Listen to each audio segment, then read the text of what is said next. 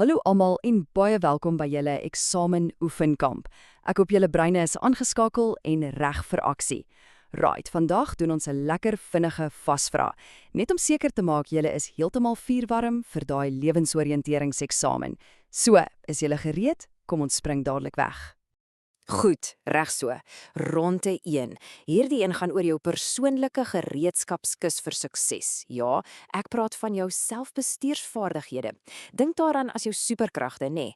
Die goed wat jou help om alles in jou lewe te hanteer. So, kom ons kyk. Is jy reg vir die eerste vraag? OK, kom ons begin met 'n groot een. Die woord is verantwoordelikheid. Wat beteken dit nou eintlik presies? Dink gou 'n bietjie daaroor na. Dis 'n woord wat ons altyd hoor by die huis, by die skool, maar wat beteken dit regtig? En daar's die antwoord. Sien, verantwoordelikheid is eintlik heel eenvoudig. Dis die take wat jy moet doen. Dink daaraan jou huiswerk voltooi, jou kamer skoonmaak of selfs net seker maak Fido het kos en water. Dis jou deel om te doen. Maklik, né? Volgende, hier is nog 'n belangrike vaardigheid. Wat beteken dit as ons sê jy moet prioriteer? Jy het so baie goed om te doen. Wat nou? Ja, presies. Om te prioriteer beteken jy dink soos 'n slim beplanner. Jy besluit wat's nou regtig die belangrikste, soos leer vir daai wiskundetoets, definitief, of om daai nuwe videospeletjie te speel. Miskien kan dit 'n bietjie wag. So ja, belangrike goed kom altyd eerste. Nou, hierdie twee kan mense soms deurmaar maak, waardigheid en respek. Kom ons kyk gou. Waardigheid, dis iets wat van binne kom. Dis hoe jy jouself sien en hanteer, jou selfrespek. En dan het ons respek, en dis hoe jy ander mense behandel, met sorg, met begrip. Jy kan sien, albei is absoluut krities. Goed, nou is dit jou beurt om te dink. Maak dit 'n bietjie persoonlik. Wat is van jou verantwoordelikhede? Dink aan 'n paar by die skool, en dan 'n paar by die huis. Klink dit so 'n bietjie bekend? Ja, by die skool moet jy luister, jou werk klaarmaak en natuurlik gaaf wees met almal. By die huis, wel, dis goed soos om met die take te help of jou troeteldiere te sorg. En weet jy wat? As jy hierdie dinge doen, dan wys jy mense hulle kan jou vertrou en dit laat jou sommer trots voel op jouself. OK, soms voel dit of al hierdie take en verantwoordelikhede net te veel is, nê? Dit kan jou nogal oorweldig. Maar dis presies waar 'n aksieplan inkom. Dis soos 'n padkaart, 'n GPS vir jou dag. Kan jy onthou wat die 4 stappe is om so 'n plan te maak? En hier is hulle. Stap 1: maak 'n lys. Skryf letterlik alles neer wat jy moet doen. Stap 2: sit dit in groepies. Noem dit kategoriseer, so skoolwerk en huistake.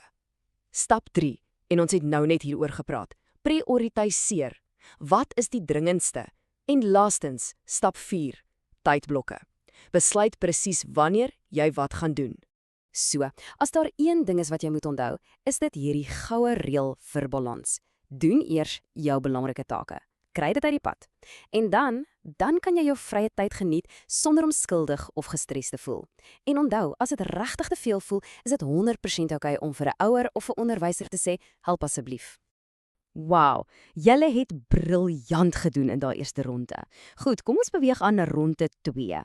Hierdie is 'n baie ernstige onderwerp, maar dis ongelooflik belangrik dat ons daaroor praat. Ons gaan kyk na afknouery, wat dit is en hoe ons dit kan hanteer. Kom ons duik reguit daarin. Goed, kom ons begin by die begin. Wat is 'n boelie? Wat beteken daai woord nou eintlik? Hier is die definisie. 'n Boelie is iemand wat ander mense doelbewus seermaak of probeer beheer.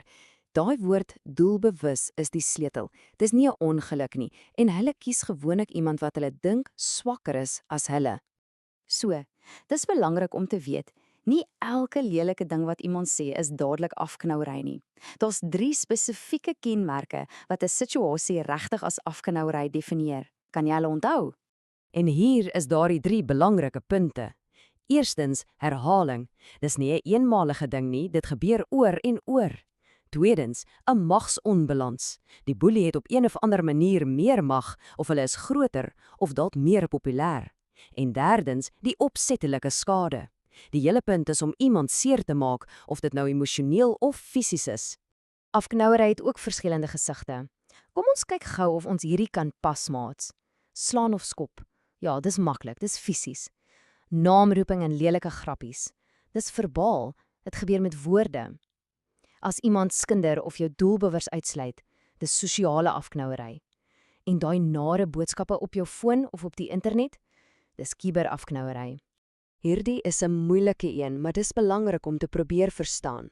Hoekom boelie mense? Wat gaan aan in iemand se kop wat maak dat hulle ander wil seermaak? Probeer dink aan so 3 moontlike redes. Hierdie wys vir ons 'n paar van die groot redes. En is nogal hartseer, want baie keer voel boelies eintlik onseker oor hulle self. Hulle probeer ander afbreek om self beter te voel.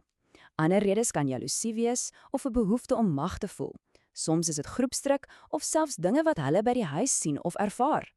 Okay, nou vir die heel belangrikste vraag van hierdie hele bespreking. As jy geboelie word of jy sien iemand anders word geboelie, wat moet jy doen? Wat is die regte ding om te doen? En hier is die antwoord. Moet nooit stil bly nie. Die heel belangrikste ding wat jy kan doen, is om met 'n groot mens te praat wat jy vertrou. 'n Ouer, 'n onderwyser, enige iemand. Jy kan ook 'n hulplyn soos Childline skakel. En as dit aanlyn gebeur, hou die bewyse. Neem 'n skermskoot.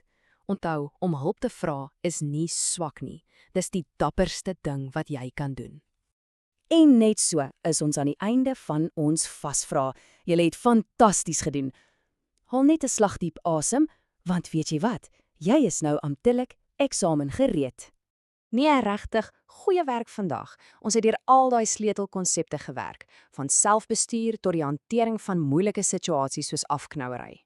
Jou brein het 'n goeie oefensessie gekry en jy's reg vir enige iets wat daardie eksamen na jou kant toe kan gooi. Onthou net hierdie laaste gedagte, okay? Jou kennis is jou krag. Stap in daai eksamenlokaal in met selfvertroue want jy het die werk gedoen. Jy ken jou storie. So van my kant af, baie sterkte, jy het hierdie.